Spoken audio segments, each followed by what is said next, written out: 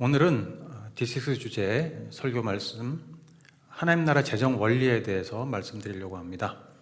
먼저 본문 말씀 읽으시겠습니다. 출애굽기 16장 1절에서 5절까지만 읽으시도록 하겠습니다. 시작.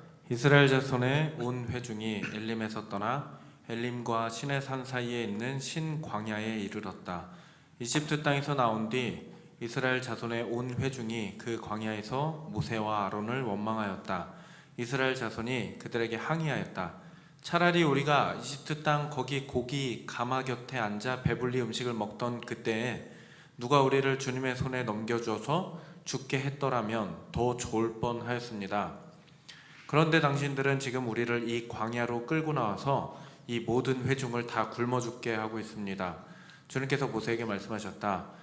너희가 먹을 것을 하늘에서 비처럼 내려줄 터이니 백성이 날마다 나가서 그날 먹을 만큼 거두어 드리게 하여라. 이렇게 하여 그들이 나의 지시를 따르는지 따르지 않는지 시험하여 보겠다. 매주 엿새날에는 거두어 드린 것으로 먹거리를 준비하다 보면 날마다 거두던 것의 2배가 될 것이다. 아멘. 아멘. 예. 본문 말씀은 이제 17장 7절까지죠. 예, 거기까지 다 읽으시면 좋겠습니다. 자, 홍해를 기적적으로 건넌 우리 이스라엘 백성들 이제 한 달 동안 광야를 횡단했습니다. 그래서 신광야라는 곳에 이제 이르게 되는데 지도를 보시면 이 부분이 되겠습니다. 예. 수르광야 지나서 홍해를 건너고 수르광야 지나서 신광야 저기에 머물렀어요. 조금 더 가면 시내산이 나옵니다. 한 달이니까 이들이 가지고 온 양식이 이제 거의 다 떨어졌겠죠. 한 달이면 광야에서 자식들하고 다 먹고 살아야 되는 그 양식이 떨어졌어요. 그러니까 다시 뭐라고 하냐면 이집트 땅에 대해서 얘기하고 모세를 원망하기 시작합니다. 16장 3절 말씀 다시 한번 읽어보죠. 이스라엘 자손이 그들에게 항의하였다. 차라리 우리가 이집트 땅 거기 고기 가마 곁에 앉아 배불리 음식을 먹던 그때에 누가 우리를 주님의 손에 넘겨줘서 죽게 했더라면 더 좋을 뻔하였습니다. 그런데 당신들은 지금 우리를 이 광야로 끌고 나와서 이 모든 회중을 다 굶어 죽게 하고 있습니다. 예. 다시 이집트를 들먹거리는 거죠. 이집트 땅에 거하고 고기 가마 곁에서 배불리 먹다가 죽었더라면, 그러면서 왜 이 모든 회중을 굶어 죽이느냐 이렇게 모세에게 원망하고 있는데 참 어떻습니까? 이 이스라엘의 모습을 보면 우리의 모습이 아닌가 이런 생각이 들어요. 이스라엘 백성은 한 달 전까지 한 달 동안에 엄청난 기적을 경험했잖아요. 그 10가지 재앙 속에서도 살아남는 기적, 특별히 그 장자의 죽음의 심판 때 장자가 다 살아나는 기적, 그리고 바로가 추격하고 앞에는 홍해바다가 펼쳐져 있고 그 막다른 골목에서 홍해가 갈라지는 기적을 통해서 바다를 건너는 놀라운 하나님의 능력을 경험했어요. 그리고 이제 15장, 지금 16장인데 요 바로 전장에는 어떤 일이 있었냐면 그 수르광야, 신광야 전에 수르광야가 있는데 거기에서 마실 물이 없어서 이제 또 힘들어했어요. 그런데 오아시스를 발견했는데 거기에 물이 있어서 너무나 기뻤죠. 그런데 그 물을 먹어보니까 써서 먹을 수가 없는, 그때 이제 하나님께서 나뭇가지를 꺾어서 던져라 그랬더니 그 물이 단물이 됐어요. 이것도 엄청난 기적이죠.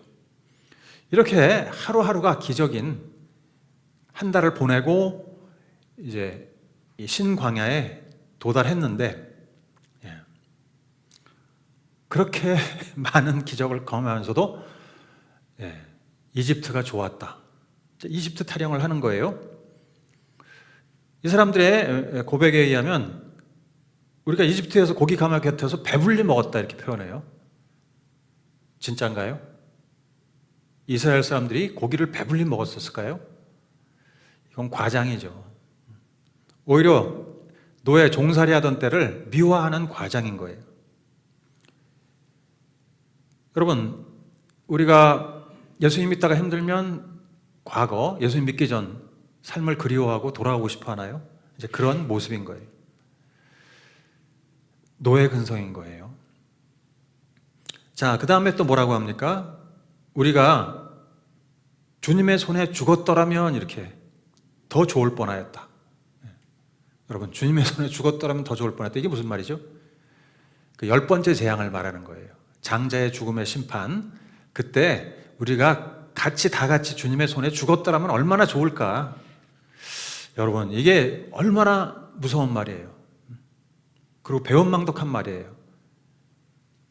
정말 하나님의 은혜로 또 자비로 사랑으로 이 지옥 심판에서 건져줬는데 우리는 이집트 사람들과 함께 그냥 지옥 심판을 받는 게 날 뻔했다. 와, 이거는 정말 끔찍한 일이죠. 그러니까 십자가의 능력도 부인하고 그 은혜도 부인하고 목적도 부인하고 다 부인해버리는 그런 그리스도인의 모습과 똑같은 거예요. 그러니까 하나님이 뭘 원하시는지, 하나님의 사랑이 어떤지, 그 은혜가 무엇인지, 부르심이 뭔지 아무 관심이 없는 가증스러운 사람들이라는 거예요. 정말 이런 부분을 읽을 때 마음에 손을 얹고 이게 내 모습은 아닌가 살펴봐야 됩니다. 이런 사람들을 하나님이 구원하신 거예요. 착하고 대단하고 훌륭하고 선하고 이런 사람을 구원하신 게 아니라 정말 이렇게 가증스럽고 끔찍한 사람들을 구원하신 하나님이십니다. 그리고 이들과 함께 40년을 광야에서 동행하셨어요. 이들을 보호하시고 지켜주시고 인도하시고 채워주시고 하면서 참으신 하나님, 참으로 신실한 하나님이세요. 그런데 이스라엘 백성들이 왜 이런 모습이었을까? 여러분, 은혜를, 기적을 이렇게 체험하고도 왜 이런 모습이었을까? 우리 모든 회중을 다 굶어 죽게 하느냐라고 모세에게 항의하는 이들. 지난주 메시지를 살펴봤지만 이 이스라엘 백성들의 문제는 뭐였죠? 믿음이 없는 거예요. 어떤 믿음이요? 하나님의 선하신 목적이 뭔지를 모르고 선하신 목적을 믿지 않는 것. 분명히 하나님이 말씀하셨는데 내가 너희들을 통해서 이런 일을 하리라. 그걸 믿지 않고 있고 또 하나님의 구원의 능력을 믿지 않는 것. 어떤 불가능한 상황에서도 하나님은 우리를 구원하신다. 그 바로왕의 서슬 시퍼런 권력을 주님께서 무력화시키면서 우리를 구원하신 그 어마어마한 능력 체험했는데도 구원의 능력을 믿지 못하고 또 부르심, 지금 가나안 땅으로 가는 그 여정의 부르심이 뭔지를 전혀 모르는 거예요. 하나님은 오늘 이 출애굽기 16장을 통해서 이런 백성들에게 한 가지 굉장히 중요한 가르침을 선물하시려고 하십니다. 그 가르침은 뭐냐면 하나님이 공급하신다. 하나님이 공급자시다. 이 가르침이에요. 하나님은 우리의 일상의 필요를 채우신다. 이 가르침. 여러분, 이 가르침을 우리가 마음속에 새기고 따르지 않으면 하나님의 부르심을 절대로 따라갈 수가 없어요. 이 부분. 하나님이 나의 공급자다. 나의 필요를 채우신다. 이것에 대한 믿음을 갖지 못하면 부르심을 따를 수가 없어요. 자, 이스라엘 백성들 6월절 어린 양의 피로 구속받았고 이집트에서 탈출하게 되었고 그 다음에 홍해 바다를 건너면서 침례를 받았어요. 이게 무슨 의미라 그랬죠? 옛사람은 죽었고 이제 새 사람이 됐다. 옛삶의 방식은 완전히 끝났고 과거 이집트로는 절대로 돌아가지 않는다라는 선언이에요. 나는 새 사람이다. 새로운 삶을 산다. 그 선포가 이제 침례식인데 새 사람이 되는 첫 관문이 뭐냐 그러면 나는 새 사람입니다. 이런 첫 관문. 그것을 증명하는 첫 관문이 무엇이냐? 가장 기초적인 부분, 우리 인생에서 가장 또한 어려운 부분인데 뭘까요? 먹고 사는 문제예요. 먹고 사는 문제. 내가 하나님을 따라갈 때 먹고 사는 문제는 어떻게 하지? 이 부분인 거예요. 나의 재정 문제에 대한 해결, 이전에 이집트에 살 때는 재정 문제 해결의 원칙이 있었어요. 원리를 가지고 살았어요. 그게 뭐냐면 이집트 문화에 속한 원리죠. 재정 원리. 지금으로 말하면 세상의 재정 원리를 따랐던 거예요. 이집트 노예 시절에 먹고 사는 문제 해결의 그 방식을 그대로 지금 사용하면서 살 수가 없는 거예요. 이제 새 사람이 됐기 때문에. 요게 바뀌어야 돼요. 먹고 사는 문제를 내가 어떻게 해결할 것이냐, 이거에 대한 방식이 새로워져야 돼요. 그래서 믿는 사람이 통과해야 될 첫 관문이 뭐냐면 이 재정 문제인 거예요. 재정 문제. 신약 성경에 보면 믿음과 관련된 성경 구절이 단어가 215개가 나오고 구원에 관한 단어가 218개인데 이 금전, 재정, 청지기직에 대한 구절이 무려 2084개입니다. 2000개가 넘어요. 거의 10배가 넘죠. 구원에 관한 단어보다. 또 예수님이 비유를 38개를 들으셨는데 그 중에서 16개가 돈에 관한 비유예요. 이 정도로 재정 문제가 중요합니다. 우리가 하나님의 부르심을 받고 구원받고 따라갈 때 이 재정 원리가 완전히 바뀌지 않으면 못 따라가요. 어떻게 바뀌어야 되느냐? 표를 보여주시면, 자, 세상의 재정 원리가 있고 하나님 나라의 재정 원리가 있어요. 세상의 재정 원리는 부의 근원은 어디에서 있느냐? 그러면 당연히 돈이죠. 돈이 많으면 부자가 된다, 이렇게 생각하는 거예요. 그런데 사실은 그 돈이 만몬이라는 신이에요. 그런데 하나님 나라의 재정 원리는 부의 근원은 하나님이 부를 창출하신다, 이렇게 믿죠. 또 세상의 재정 원리의 그래서 모토는 뭐냐면 돈이 먼저다, 돈을 버는 게 중요하다, 이거예요. 그런데 하나님 나라 재정 원리는 돈이 아니라 하나님 나라가 먼저다. 하나님 나라가 먼저고 그 다음에 나머지는 채워진다. 그래서 세상의 재정 원리에 따르면 이 주인이 누구냐? 재정의 주인이. 근데 우리는 마치, 세상 사람들은 마치 자기가 주인인 걸로 생각하고 살아가지만 실은 돈이 그들의 주인이에요. 하나님 나라 재정 원리에서는 주인이 누구냐? 당연히 하나님이시고 우리는 그 돈을 맡은 청지기일 뿐이다. 그 다음에 세상의 재정 원리는 목적이 뭐냐? 나의 원함을 채우는 것이 목적이죠. 그런데 하나님 나라 재정 원리는 타인의 필요를 채우는 게 목적이에요. 세상의 재정 원리는 뭐냐면 더 쌓아라, 더 쌓아라, 더하기 하는 쌓는 원리. 그런데 하나님 나라 재정 원리는 뭐냐면 주는 원리. 주고 베풀고 하는데 그게 배가 되고 열매 맺고 막 이런 원리로 갑니다. 완전히 다르죠? 이렇게 크리스찬으로서 그런즉 이전에 나는 죽었으니 보라 새 것이 되었더라. 옛사람은 죽었으니. 내가 새 사람, 새 것이라는 증거가 뭐냐? 가장 중요한 증거가 이 재정 원리가 바뀌는 거예요. 살아가는 방식이 바뀌는 거예요. 세상의 재정 원리, 만몬의 지배 아래 있었던 원리에서 벗어나서 이제 하나님의 부르심을 따라 살아가는 그 재정 원리로 바뀝니다. 그런데 이스라엘 백성들은 지금 유월절을 경험하고 홍해의 바다를 건너 침례를 받았음에도 불구하고 여전히 이집트의 재정 원리를 따라 생각하는 거예요. 먹고 사는 문제 어떡하지? 하나님 기적을 경험한 건 경험한 거고 나의 먹고 사는 문제는 이집트의 재정 원리를 따라가면 지금 이거는 불가능한데, 이렇게 결론이 나는 거예요. 이러면 우리 다 죽는데 여전히 만몬의 재정 원리에 사로잡혀 있다. 그래서 오늘 제가 드리고 싶은 말씀은 이 책을 많이 참고했는데 여러분, 그리스도인의 재정 원칙이라는 책입니다. 그리스도인의 재정 원칙. 예수전도단에 나온 책인데 굉장히 잘 써 있어요, 성경적으로. 그래서 여러분들이 이 책을 꼭 구입하셔서 보실 수 있기를 원합니다. 자, 하나님 나라 재정 원리를 따르기 위해서는 첫 번째로 만몬의 영향력을 알아야 돼요. 만몬. 마태복음 6장 24절 말씀 읽어보시죠. 시작. 너희는 하나님과 재물을 아울러 섬길 수 없다. 여기서 하나님과 재물을 할 때 이 재물이 뭐냐면 그냥 돈이 아니라 만몬이에요. 만몬. 만몬은 신입니다. 예수님이 하나님과 만몬을 아울러 섬길 수 없다 이렇게 말씀하신 거예요. 만몬의 뜻은 뭐냐면 신뢰하는 자. 그러니까 사람들이 가장 신뢰하는 게 뭐겠어요? 재물이죠. 이 만몬이 재물의 신인 거예요. 만몬은 돈을 사랑하고 섬기도록 영향을 미치는 악한 영입니다. 악한 영입니다. 재물을 사랑하고 섬기도록 영향을 미치는 악한 영. 이 재물의 신인 만몬의 역할은 뭐냐면 사람들의 마음을 최대한 하나님부터 멀리 가게 만드는 일, 하나님부터 멀어지게 만드는 일, 떨어뜨려 놓는 일.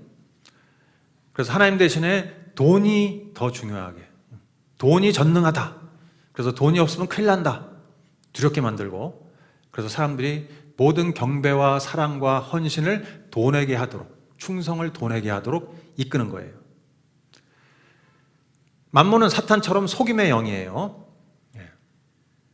돈이 생명의 근원이다, 복의 근원이다, 기쁨의 근원이다 이렇게 속이는 거예요. 돈이 우리의 필요를 채워주는 공급자다 이런 거짓말을 합니다. 여러분, 돈이 우리의 필요를 채워주나요? 기본 간사님, 뭐가 우리의 필요를 채워주나요? 돈인가요? 하나님입니다. 예, 그렇죠. 역시 하나님이 우리의 공급자시다, 이게 진리죠. 그런데 만몬은 그거를 속이고 아니 돈이야 이렇게 만드는 거예요. 만몬은 사람들이 돈을 사랑하게 만들고, 그래서 악에 빠지게 만들고 결국은 파멸시킵니다. 디모데전서 6장 8절에서 10절 말씀 다 같이 한번 읽어보시겠습니다. 시작. 우리는 먹을 것과 입을 것이 있으면 그것으로 만족해야 할 것입니다. 그러나 부자가 되기를 원하는 사람은 유혹과 올무와 여러 가지 어리석고도 해로운 욕심에 떨어집니다. 이런 것들은 사람을 파멸과 멸망에 빠뜨립니다. 돈을 사랑하는 것이 모든 악의 뿌리입니다. 아멘.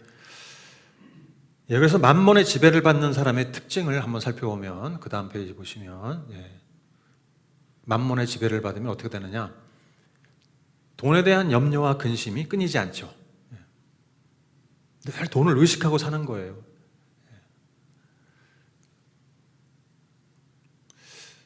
돈을 생각하면 생각할수록 걱정할 수밖에 없죠. 계속 부족하니까. 그 다음에 또 두 번째, 돈 관리를 잘 못해요. 이상하게 돈에 집착하면 돈 관리를 더 잘해야 될 것 같은데 그렇게 못한다는 거예요. 예산 수립하고 집행하고 재정개혁을 세우는 것을 잘 못해요.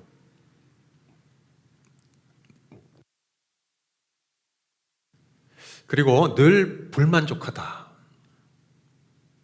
왜냐하면 계속 다른 필요들이 생겨나니까. 연애할 때 돈이 없죠. 결혼할 때 돈이 없어서 걱정하죠. 또 애가 탄생하면 또 돈이 없으니까 걱정하죠. 채워줘야 되죠. 계속해서 필요들이 나오니까 만족이 없어요. 채워도 끝이 없고 여전히 부족하다 이렇게 느끼는 거. 그런데 이게 돈이 없어서 그럴 수도 있지만 수입이 늘어나도 그렇다는 거예요. 왜냐하면 현대인들의 필요가 너무 많아요. 레저 스포츠를 비롯해서 너무 많기 때문에 필요한 게, 여러분, 또 제품도 각양각색, 너무 좋은 제품도 많고, 그러니까 그 욕구를, 원하는 것을 따라가려면 이게 한도 끝도 없이 부족해요. 그 다음에 인색해서 11조를 못한다. 왜 그럴까요? 이 만몬이 하는 역할, 돈에 대한 두려움, 이게 돈이 없으면 어떻게 해? 이런 두려움을 심어줘가지고, 야, 충분한 돈이 없으면 우리 큰일 나는데, 이런 두려움 때문에 헌금을 못하는 거야. 그런데 여러분, 돈이 없어서 11조를 안 하는 게 아니라 두려워서 안 하는 거예요. 돈이 많아도 안 해요. 그러면 그 다음에가 이제 돈이 많은 문제를 해결한다고 믿는 거예요. 돈이 만능이다 이렇게 생각하는 거죠. 그래서 무슨 문제를 결정할 때 돈부터 생각하는 거예요. 하나님의 능력, 하나님의 원하심 이런 것을 생각하는 게 아니라 필요, 다른 사람의 필요가 아니라 돈이 있냐 없냐 이걸 따지는 거예요. 그래서 내가 돈이 없어서 헌금도 못하고, 이런 사역 너무 좋고 우리 다 같이 그걸 해봅시다 그러는데, 그러면 돈이 있어야 되잖아요. 이런 얘기죠. 돈이 없어서 연애도 못하고 결혼도 못하고 애도 안 낳고 이런 거. 이거는 이제 만몬의 영에 끌려다니는 삶입니다. 여러분, 우리 자신을 돌아볼 때 어떻습니까? 나는 만몬의 영으로부터 자유합니까? 이집트의 영으로부터 자유해요? 그 세상 재정 원리로부터 자유하나요? 예, 양심적으로 한번 생각해 보시면 자유하지 않으면 그러면 하나님 부르심을 따라가기가 정말 어렵다기보다도 불가능하다. 네. 그래서 부자가 하늘나라 들어가기는 낙타가 바늘귀 들어가는 것보다 어렵다. 그 말이 그 말씀인 거예요. 자, 우리 이 시간에 좀 기도했으면 좋겠습니다. 이렇게 재정의 원리를 세상 원리에서 하나님 나라 원리로 바꾸는 것이 노력해서 되는 건 아닙니다. 만몬의 지배에서 벗어나자. 그러니까 돈에 대해서 걱정하지 말자. 돈 관리를 잘하자. 그냥 만족하고 살자. 11조를 하자. 이렇게 한다고 해서 해결되는 게 아니고 나 자신이 십자가에 죽어야 돼요. 아니, 지금 끝난 거 아니고 잠깐 기도하려고 하니까 십자가에서 내가 완전히 죽어야만, 나의 옛사람이 죽어야 돼요. 그래야 이게 해결되는 문제입니다. 유월절을 경험해야 돼요. 진정한 유월절. 그리고 홍해를 건너야 돼요. 침례. 나의 옛사람은 예수님과 함께 죽었고 나는 예수님과 함께 다시 살아났는데 예수님의 생명이 내 안에 있습니다. 이제 내가 사는 것은 내가 사는 것이 아니요 나를 위하여 자기 목숨을 버리신 하나님의 아들을 믿는 믿음으로 삽니다. 이렇게 선언한 사람이 나는 죽었고 이제 새롭게 삽니다. 이렇게 되는 것이에요.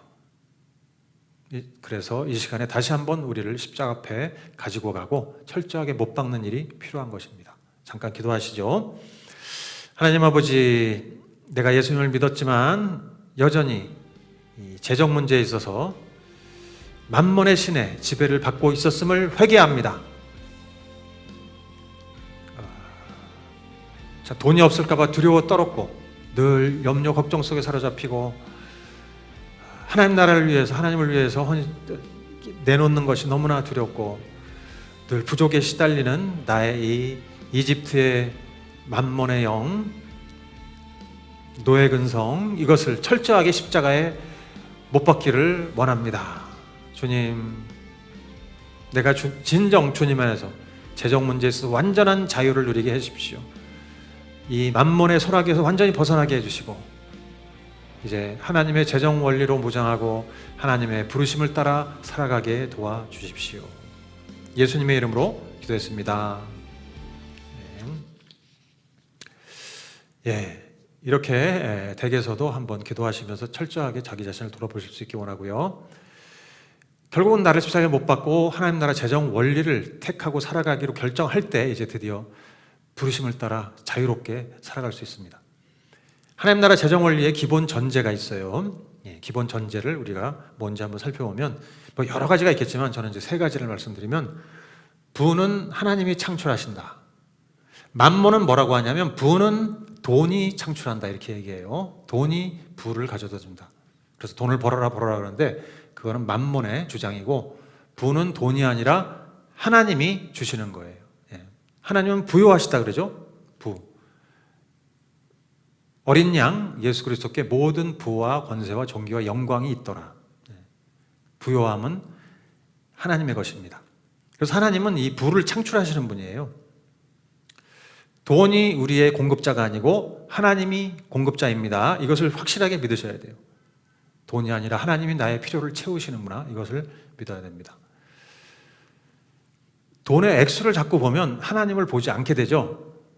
그러지 말고 우리는 하나님을 보고 돈의 액수에 너무 연연하지 말자. 그 다음에 두 번째로는 돈은 하나님 나라에 투자하라고 주신 것입니다. 돈은 우리의 만족을 위해서, 우리의 이기심을 채우기 위해서 주어지는 게 아니에요. 여러분, 우리의 욕구는 돈으로 채워지지가 않아요. 한두 끝도 없어요. 이 돈은 하나님 나라를 위해서 주어지는 것입니다. 우리가 일하는 이유, 목적이 뭐죠? 돈 벌기 위해서요. 대부분 그렇게 말하잖아요. 우리는 돈 벌기 위해서 일하는 게 아니라 하나님 나라를 위해서 일하는 것이고 다른 사람의 필요를 채우기 위해서 일을 하는 거예요. 이것을 분명히 아셔야 일터 사역이 뭔지를 아실 수 있습니다. 하나님 나라는 나를 위해서 계속 쌓는 그런 원리가 아니라 남을 위해서 주는, 베푸는 원리에 의해서 이루어지는 거예요. 주고 베풀고 심을 때 30배, 60배, 100배의 열매를 맺는 것이 하나님 나라의 경제 원리입니다. 그래서 마태복음 6장 20절에 보면 그러므로 너희를 위하여 보물을 하늘에 쌓아두라 이렇게 돼 있죠. 자, 그 다음에 세 번째 재정 원리 기본 전제. 하나님은 우리가 형통하기를 원하세요. 우리가 오해하면 안 되는데 하나님은 우리가 가난하게 살기를 원하셔. 하나님은 우리가 최대한 절제하고 검소하게 살기를 원하셔. 뭐 맞는 말인 것 같으면서도 그런 거 아니에요. 물론 가난하게 살도록 부름받은 사람이 있어요. 그게 사명인 사람이 있어요. 그런데 모든 사람이 그런 게 아니에요. 예수님은 가난하게 사셨죠. 그렇다고 우리가 다 같이 가난하게 살자? 그런 것은 아니에요. 고린도후서 8장 9절 여러분 한번 읽어보시겠습니다. 시작. 여러분은 우리 주 예수 그리스도의 은혜를 알고 있습니다. 그리스도께서는 부요하나 여러분을 위해서 가난하게 되셨습니다. 그것은 그의 가난으로 여러분을 부요하게 하시려는 것입니다. 아멘. 여러분 이 예수님이 우리를 부요하게 하신다 할 때 그냥 영적인 것만 생각하시지 마시고 우리의 영혼, 육 모든 부분을 부요하게 하십니다. 이건 나중에 언제 살펴보겠습니다. 예수님은 우리를 부요하게 하시는 분이에요. 그래서 간신히 그냥 나의 필요를 채우는 정도로 돈을 벌고 살면 된다. 이게 하나님의 뜻이다. 이렇게 생각하는 것은 성경적이 아니에요. 그냥 간신히 먹고 살 수 있을 정도를 유지한다. 이게 하나님의 뜻은 아닙니다. 그거는 이제 가난의 영이라고 말할 수 있어요. 가난의 영. 그냥 늘 부족한 상태, 그 상태를 그냥 유지하면서 사는 것. 그렇지 않죠. 하나님은 우리에게 뭘 원하시냐면 우리가 다른 사람을 섬길 수 있도록 하나님 나라의 일을 할 수 있도록 형통하기를 원하세요. 형통. 여러분, 하나님은 여러분이 형통하기를 원하십니다. 그런데 이 형통 또 속으면 안 되는 게 부자가 모든 사람이 다 부자가 돼야 된다. 그걸 말하는 건 아니에요. 형통한다는 게. 잠시 후 살펴보겠지만 우리의 닫힌 예산 안에서 형통을 말하는 거예요. 닫힌 예산. 우리의 예산 안에서 형통하는 걸 말하는 겁니다. 그러니까 무조건 그냥 수입이 늘어나게 하시는 게 아니고 우리에게 주어진 그 수입에서 예산을 쓰고 또 남은 돈을 어떻게 쓸 것이냐 이런 부분에서 이제 형통을 말하는 것이에요. 자, 그래서 하나님 나라의 재정 원리 기본 전제는 부는 하나님이 창출하신다 이것이고 돈은 하나님 나라의 투자라고 주신 것이다 이것이고 세 번째로 하나님은 우리가 형통하기를 원하신다. 이 전제를 알고 이제 재정 원리를 삶에 적용하면 되겠어요. 그래서 하나님 나라 재정 원리를 실천하자. 그 다음 페이지 보시면 재정 원리를 실천하자. 우리가 믿음 하나님의 재정 원리를 믿습니다. 내가 하나님이 공급자이심을 믿습니다. 이렇게 하는데 실제로 우리의 행함은 어떠냐 이게 이제 문제가 되는 거죠. 그래서 말로 고백했으면 행함으로 그것을 증명해야 돼요. 재정 원리를 실천해야 돼요. 그래야 행함이 있는 진정한 믿음이 되죠. 첫 번째로는 뭐냐면 다 같이 해봅시다. 참새 믿음을 가지라. 참새 믿음을 가지라. 참새 믿음이에요. 참새 믿음. 마태복음 6장 26절도 읽어보시겠습니다. 공중의 새를 보아라. 씨를 뿌리지도 않고 거두지도 않고 곳간에 모아들이지도 않으나 너희의 하늘 아버지께서 그것들을 먹이신다. 너희는 새보다 귀하지 아니하냐? 이 말씀 구절에 따라서 이제 참새 믿음이라고 하는 거예요. 참새가 여러분 날마다 뭘 먹을까 걱정하나요? 뭘 마시나? 어떻게 살아가나? 아니죠. 그냥 있으면 먹고 일로 날아다니고 절로 날아다니고 걱정 없이 살아가요. 왜냐하면 하나님 아버지가 먹이시니까. 이 참새의 믿음을 우리도 갖기를 원하는 거예요. 참새의 믿음. 만몬은 주장해요. 돈이 우리의 공급자야. 그러니까 돈이 있어야만 해. 네가 돈을 벌어서 많이 쌓아놔야 너는 미래에 걱정 없이 살 수 있어. 그래야 만족이 있어. 그게 행복해. 이게 이제 만몬의 거짓말이고, 참새 믿음은 뭐라고 합니까? 하나님이 공급자시다. 하나님이 우리의 기본적인 쓸 것을 다 채워주신다. 이렇게 말하는 거예요. 참새의 믿음은 하나님이 나의 기본적인 쓸 것을 다 채워주신다. 이렇게 하나님 아버지께서 나의 필요를 채우신다, 이 사실을 나의 전 존재를 들여서 신뢰하지 않으면 여러분 하나님의 부르심을 따라갈 수가 없어요. 예수님이 그러셨죠. 두 주인을 섬길 수 없다. 하나님을 따른다고 하면서 돈 걱정하면서 이게 안 돼요. 하나님을 따르려면 돈 걱정을 내려놔야 돼요. 돈을 두려워하면 안 돼요. 오히려 돈은 나의 주인이 아니라 나의 종이다. 내가 부릴 수 있다. 있으면 있는 대로 없으면 없는 대로 돈은 하나님 나라를 위해서 하나님이 공급해 주시는 것이다. 이런 믿음으로 가야만 해요. 참새 믿음이 있으면 여러분 그래서 만몬을 두려워하지 않습니다. 만몬이 아무리 나를 위협하고 협박해도, 돈 문제로 나를 협박해도 두렵지 않아요. 먼저 하나님 나라를 위해서 재정을 흘려보낼 수 있어요. 하나님께서 흘려보내라 그러면 기쁘게 흘려보낼 수 있어. 이렇게 자유롭게. 이게 참새 믿음이에요.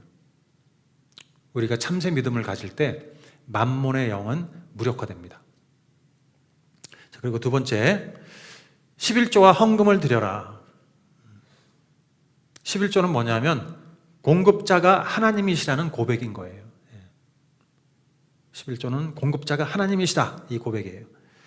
내가 받은 모든 것은 하나님 것입니다, 이런 고백의 것입니다. 그리고 11조는 하나님의 소유이기 때문에 거룩한 것이에요. 우리가 11조를 할 때 마음 자세가, 야, 내가 11조를 떼어 먹으면 내가 하는 일이 잘 안 될까 봐. 우리 애들이 아프게 되면 어떡하지? 감기 걸리면 어떡하지? 11조를 내가 띄어 먹었더니 우리 애가 아팠다. 이런 얘기를 하는 분이 계신데 그게 아니에요. 11조를 한다고 해서 하나님이 축복하시고 11조를 안 한다고 해서 저주하고 그런 게 아닙니다. 11조는 뭐냐면 하나님의 것이기 때문에 드리는 것이고, 하나님의 계좌에, 아니요, 하늘나라에 나의 계좌가 있어요. 그죠? 거기에 입금하는 거예요. 그게 하늘나라에 쌓이는 거예요. 그리고 우리가 하는 헌금, 여러분 11조만 하는 게 아니죠. 주일날 헌금도 하죠. 이건 뭐죠? 감사헌금, 또 뭔가 이렇게 구제헌금 이런 거 하는 것은 내가 받은 복을 다른 곳으로 흘려보내는 의미입니다. 흘려보내는 의미. 그래서 11조와 헌금을 드리는 것 꼭 명심하시기 바라고요. 그 다음에가 이제 닫힌 예산을 세워라. 닫힌 예산. 반대는 뭐죠? 열린 예산. 열린 예산은 뭐냐면 내가 필요한 게 생길 때마다, 원하는 게 생길 때마다 계속 예산을 늘려가는 거. 그렇죠. 10평 집에서 20평, 30평, 50평 이렇게 늘려가는 그런 거랑 비슷한 거예요. 여러분, 하나님이 광야 이스라엘 백성들에게 만나를 얼마만큼 가져가라 그랬을까요? 만나가 매일 하늘에서 내려왔는데 뭐라고 하셨을까요? 하나님이 백성들에게 얼마만큼 가져가라고 하셨을까요? 보면 하루에 필요한 만큼만 가져가라고 하셨어요. 출애굽기 16장 18절 보면 오멜로 되어보면 많이 거둔 사람도 남지 않고 적게 거둔 사람도 모자라지 않았다. 그들은 제각기 먹을 만큼씩 거두어 드린 것이다. 먹을 만큼씩만, 자기 먹을 목만 거두어 드렸어요. 이게 재밌는 게 어떤 사람은 열심히 막 거뒀을 거 아니에요? 많이 거둔 것 같고, 어떤 사람은 그냥 적당히 거뒀는데 나중에 지나서 보니까 그 양이 다 똑같아요. 참 재밌죠? 참 이게 하나님의 능력이에요. 뭘 말하냐면 하나님은 우리의 일상의 필요만큼 채워주신다, 이런 의미가 있는 거예요. 그러니까 쌓아두지 말라 이거죠. 쌓아두지 말라. 그냥 내가 너희를 공급해 주니까, 너희에게 필요를 채워주니까 그걸 믿고 하루하루 살아가라, 그 의미인 거예요. 그걸 가르쳐 주시는 거예요. 하나님 나라 재정 원리를. 어떤 사람은 이제 걷었어요. 걷어서 야, 오늘 이거 먹고 내일 좀 남겨놓고 이렇게 매일매일 좀 남겨서 나중에 이거 팔아가지고 필요한 데 써야지, 이런 사람들이 있었는데, 예, 이런 사업수완 있는 사람들, 그런 쪽으로 밝은 사람들이 그렇게 했겠죠. 그런데 남겨뒀더니 어떻게 됐느냐 하면 16장 20절 말씀 한번 읽어보겠습니다. 시작. 그런데 어떤 사람들은 모세의 말을 듣지 않고 아침까지 그것을 남겨두었다. 그랬더니 남겨둔 것에서는 벌레가 생기고 악취가 풍겼다. 모세가 그들에게 몹시 화를 내었다. 예. 자, 이런 사람들이 있죠, 그죠? 저도 야, 이게 뭐 공짜로 이렇게 주어지는 만나 식량인데 좀 모아뒀다가 필요할 때 쓰면 좋겠다, 이렇게 생각했을 것 같아요. 예. 그런데 보니까 그 다음날 벌레가 생기고 썩어버렸어요. 악취가 섰어요. 이걸 보고 이제 모세가 화를 냈어요. 사실은 하나님도 화를 내셨어요. 왜 너희는 내가 공급하는 거에 대해서 믿지 않느냐? 불신앙에 대해서 화를 내셨어요. 우리가 예산을 세울 때 이렇게 우리의 필요한 분량만큼 딱 예산을 세우고 살아갈 필요가 있습니다. 예산을 세울 때 나의 원하는 것만큼 확장시키는 것이 아니고, 또 내가 수입이 늘어났으니까 그만큼 더 쓰자, 이게 아니고 닫힌 예산, 열린 예산이 아니라 닫힌 예산. 내가 필요한 건 요 정도입니다. 그 닫힌 예산, 나에게 얼마나 필요한가, 요거를 정하는 거예요. 근데 이거는 하나님과 기도하면서 정하는 것이에요. 하나님, 제가 얼마를 가지고 살면 좋겠습니까? 그 필요를 아뢰고 또 구하고 하면서 정하는 것인데, 닫힌 예산은 뭐냐 하면 화면을 보시면, 자, 우리가 이제 하나님께 드려야 될 게 있죠. 그 의무, 11조가 있고 또 헌금이 있고, 우리가 또 사역할 때 또 필요한 돈이 있잖아요. 다른 사람 만나서 밥 사주고 이렇게 섬겨야 되고 할 때 그런 부분을 남겨놓고, 그 다음에 이제 나와 우리 가족의 필요를 채우는 부분 남겨놓고, 그게 이제 닫힌 예산인 거예요. 그걸 정하는 거예요. 나의 수입에 안에서 그걸 정해야 돼요. 그래서 이제 수입, 전체 수입에서 닫힌 예산을 빼면 남는 돈이 있죠. 그 남는 돈으로 이제 하나님 나라에 심는 것입니다. 이렇게 살면은 우리가 더 이상 만몬의 노예가 되지 않고 돈에 구속받지 않고 자유롭게 살 수 있어요. 돈이 나의 주인이 아니라 내가 돈의 주인이 돼서 자유롭게 살 수 있습니다. 그래서 닫힌 예산을 세우는 게 굉장히 중요합니다. 그 다음에 심고 거두기. 심고 거두기. 그렇죠. 나의 수입에서 닫힌 예산을 빼면 이제 남는 재정이 나오는데, 이게 이제 심을 수 있는 재정인 거예요. 이 남는 것을 나를 위해서 아니면 혹시 미래의 필요를 위해서 이렇게 쌓아놓고 그러라는 의미만은 아닌 거예요. 그렇게 되면 어떻게 되냐면 두려움 속에서 쌓아놓고 이렇게 하면 이제 만몬에게 휘둘리게 되는 거예요. 이 부분을 하나님께 여쭙고 심는 거예요. 그러면 이제 배가 되는 것입니다. 고린도후서 9장 6절 다 같이 한번 읽어보시겠습니다. 시작. 요점은 이러합니다. 적게 심는 사람은 적게 거두고 많이 심는 사람은 많이 거둡니다. 이게 하나님 나라의 원리예요. 심고 거두는 원리. 세상 원리는 쌓고 더해지고 그건데, 하나님 나라는 심고 나눠주고 베풀고 하는데 그게 배가 되는 것이에요. 곱하기로 늘어납니다. 그래서 많이 심으면 더 많이 거두게 되는 거예요. 그럼 어디에 심을 것이냐? 나의 개인적인 꿈이나 야망이나 욕심을 위해서 심지 말고 이제 부르심을 위해서 심어야 돼요. 나의 부르심. 나의 부르심이 뭘까? 또 공동체의 비전. 이 부르심은, 나의 부르심은 공동체와 관련이 있다고 했잖아요. 몇 주 전 제가 설교했었습니다. 나의 부르심은 공동체의 부르심과 연결이 된다. 그래서 공동체의 비전에 심으면 돼요. 여러분, 우리가 부르심을 따라간다 할 때 그 부르심을 따르는 사람에게는 반드시 하나님의 비전이 있어요. 성령을 부어주셔서 환상을 보여주신다. 하나님 나라에 대한 꿈, 환상, 그것을 따라가는데, 왜냐하면 비전이 없으면 여러분 하나님이 공급을 안 해주세요. 예. 내가 부르심을 따라가고 있지도 않는데 하나님이 공급해 줄 이유가 없죠. 예. 내가 부르심을 따라가고 그 비전을 이루려고 애를 쓸 때 하나님 이 비전을 이루기 위해서 이러이러한 재정이 필요합니다. 부르짖을 때 그게 공급이 되는 거예요. 예.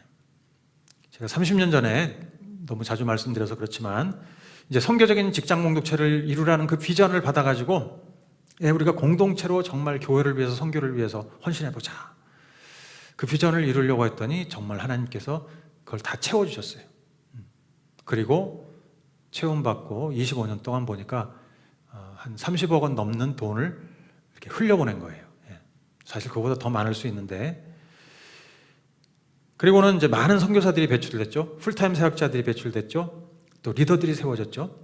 그리고 선두자 학교에서 다음 세들이 일어났죠. 교회가 개척됐죠. 해외 선교가 일어났죠. 여러분 100배 이상의 배가가 일어난 것입니다. 자, 우리 송파 하나 교회도 이런 경험을 하기 원해요. 심었더니 100배, 1000배, 10,000배 됐더라. 또한 우리 자녀들이 그것을 경험하기 원해요. 하나님이 역사하시는 것을. 자, 우리 송파 하나 교회는 하나님의 부르심을 받았습니다. 그래서 우리가 여기 있습니다. 우리는 부르심이 있고 비전이 있어요. 그래서 이 부르심을 따르기 전에 우리는 먼저 먹고 사는 문제를 어떻게 해결할 것이냐에 대한 분명한 재정 원리를 가지고 가야 되겠습니다. 네. 우리의 재정 원리가 세상의 재정 원리가 아니라 하나님 나라의 재정 원리로 완전히 바뀌길 원합니다. 그렇지 않으면 세상을 생활하면서 이 만몬의 신에게 휘둘리게 되고, 그러면 이 하나님의 부르심 따라가기 정말 어려워요.